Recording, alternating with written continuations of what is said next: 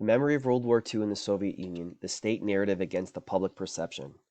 John Ford's 1962 film, The Man Who Shot Liberty Valance, concludes its story with the elderly retiring senator, played by Jimmy Stewart, explaining to a newspaper editor that his fame and success that stemmed from supposedly killing the titular character was ill-gotten and should have gone to the real shooter.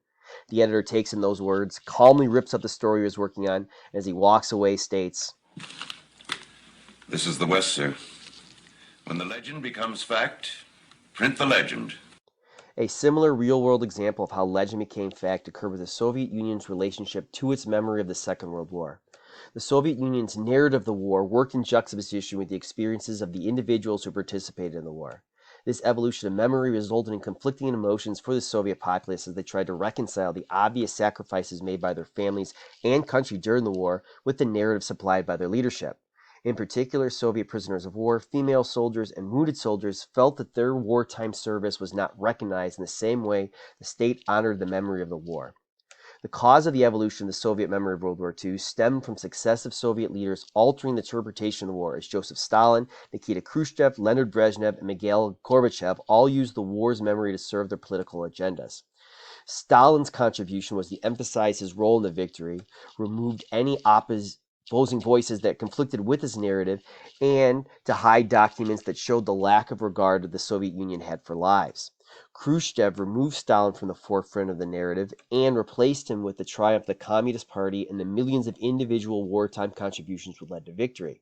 Brezhnev continued to highlight the importance of the Soviet system during the war and added emphasis on the great sacrifices of the Soviet people with public acts of celebration and remembrance. Gorbachev's policies of glasnost and perestroika filtered the war's memory through these lenses to expose the failures, mistakes, and wanton sacrifices made by the Soviet Union during the war.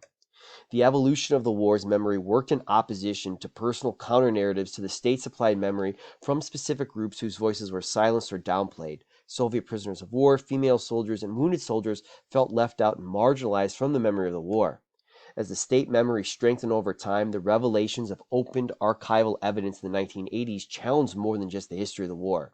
As the public saw that their government had been lying to them, many people struggled to place their own memories of the war into the shades of truth the Soviet government felt worth sharing. The post-war Soviet generation began to sort through the memories of their veteran parents who were prisoners of war, mothers who fought in the conflict, and returning wounded soldiers by considering exactly what they suffered through during their wartime experiences and how the government made their suffering worse in the years after the end of World War II. Captured Soviet soldiers who became prisoners of war, POWs, under German captivity saw their sacrifice in the war removed by the view from Stalin, and they became unable to remove the stigma of their capture in their personal and public lives. Prior to the German invasion, propaganda reinforced the Red Army soldiers of their obligation to never surrender or give themselves up as prisoners. This taint of treachery and suspicion for the Soviet POWs began with Stalin's Order number 270 on August 16, 1941, and was sealed on July 28, 1942, when Stalin issued Order number 227.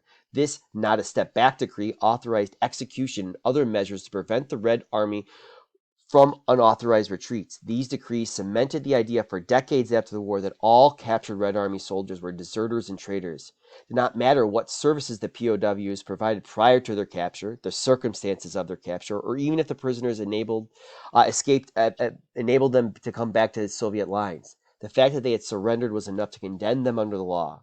The Soviet government feared knowledge of the material better lives of those outside the socialist state could breed political discontent, which necessitated the tenacious stamping out of foreign ideas. Officers who became POWs could have their families arrested in their absence, which required a 5-year exile for relatives of traitors with some exceptions. Family members of the prisoners were denied cash and other benefits for the entirety of the war. Most POWs returned to service in the Red Army, but over 300,000 former POWs were subjected to prolonged periods of working in forced labor battalions in the Soviet Union for 6 years. At the end of these sentences, the government secretly extended the punishments until 1955. After a decade passed from the end of the war, the Soviet Union granted amnesty to these prisoners. A report released in 1956 detailed the abuses against the POWs, with the blame laying on the excesses from the NKVD, a convenient scapegoat after its leader, Levente Beria, was shot in the political jockeying following Stalin's death in 1953. The amnesty granted by the Soviet government in 1955 did not end the suffering or grant the former Soviet POWs an end to their discrimination. Refusing to acknowledge the former POWs as participants in the war illegally denied the former POWs the rights to benefits granted by the state. No one was willing to protest on the treatment of the POWs because the state and the memory of the war had branded them with mistrust as traitors. Not until January 24, 1995, did Boris Yeltsin officially declare the former prisoners of the part as participants of the war and able to receive their due certificates and legal benefits. Soviet POWs suffered greatly during the war and their captivity under the Germans, but their suffering was only increased by their own government after the war.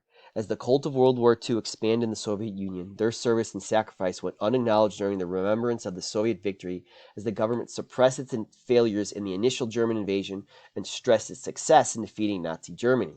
In rewriting this narrative, Soviet prisoners of war were labeled as traitors and suffered for the next 50 years to remove this label of them from the wartime memory. Similar, female Red Army soldiers felt that the Soviet Union did not acknowledge their contributions in the memory of the war, and combined with Soviet society's downplaying of their role, this caused the female Soviet soldiers to feel removed from the memory of the war. Soviet society quickly wanted women to return to traditional roles as wives and homemakers after the war's conclusion. The former female soldiers wanted to retreat into their traditional gender roles after the harsh realities of war, but as they retreated into these roles, it came at the cost of having their wartime experiences forgotten. Valentina Pavlova Choveva stated, "We never acknowledged anybody that we had fought at the front. Back then we hid. We didn't even wear medals. Men wore them, but not women. Men were victors, heroes, wooers. The war was theirs. But we were looked at with quite different eyes. Quite different. I'll tell you, they robbed us of the victory. They quietly exchanged it for ordinary woman happiness. Men didn't share the victory with us. It was painful." As quickly as the Soviet Union turned to female soldiers in their hour of need, it just as quickly after the war's conclusion desired their women to return to life as it was before the war. Soviet society branded women who fought at the front as being less virtuous after being around the male soldiers. Many of these female soldiers recalled the insult and ridicule that was hurled at them based on the insinuation they joined the army for the express purpose of having sex with men. When Tamara Stepanova Umanengina met her in-laws for the first time, her husband's mother took him into the kitchen during tea, and Tamara remembered her mother-in-law weeping as she asked, "Who have you married? A frontline girl? You have two younger sisters. Who will want to marry them now?" And today, when I remember that, I want to weep. The gender roles of Soviet society saw women as housewives and mothers. These roles ran against the experience of the women who fought for the Soviet Union during the war. As such, the memory of those experiences was removed to give Soviet men a central role in the victory and to hide the fact the Soviet Union had to rely on a large number of female soldiers to conduct its war effort. These women not only wanted to participate in these gender roles, but when they did, they were targeted and even ridiculed for their wartime service.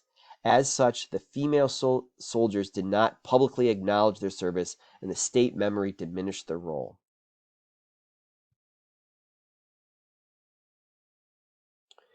The experiences of wounded Soviet soldiers were removed from the memory of the war effort due to the inability of government action for the veterans to match government rhetoric, and the public myths making about the lack of care for the wounded veterans. The post-war memory did not have enough space to showcase the casualties of the Soviet victory, and in the effort to show only positive aspects of the war, the living reminders of the war's brutality were neglected by the state.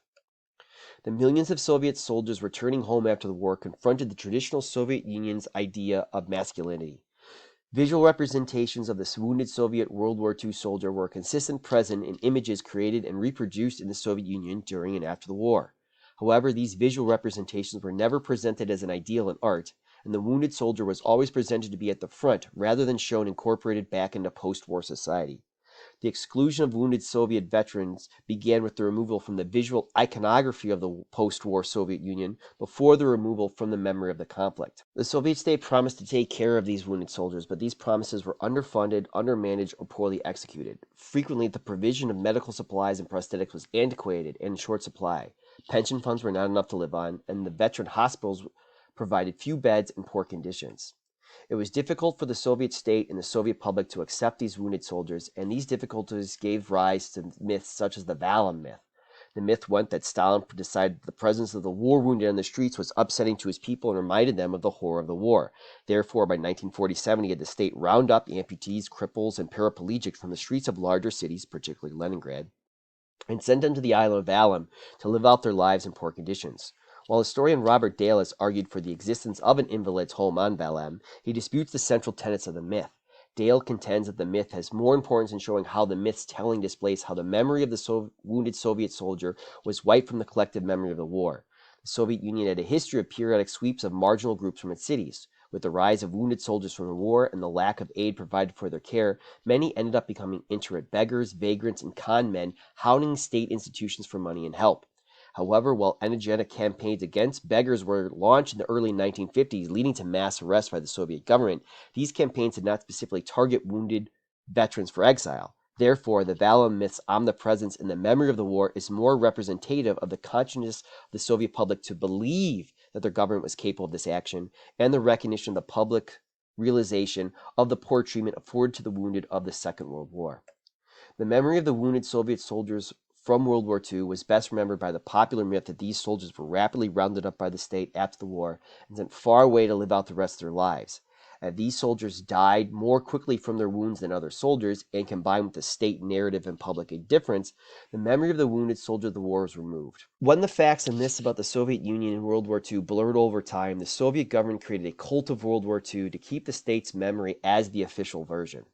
When those legends became challenged by the releasing of the actual documents detailing the official handling of the war to the Soviet people, the Soviet public became discontented and concerned that their government lead them astray from their history, leading to the questioning of the legitimacy of that government.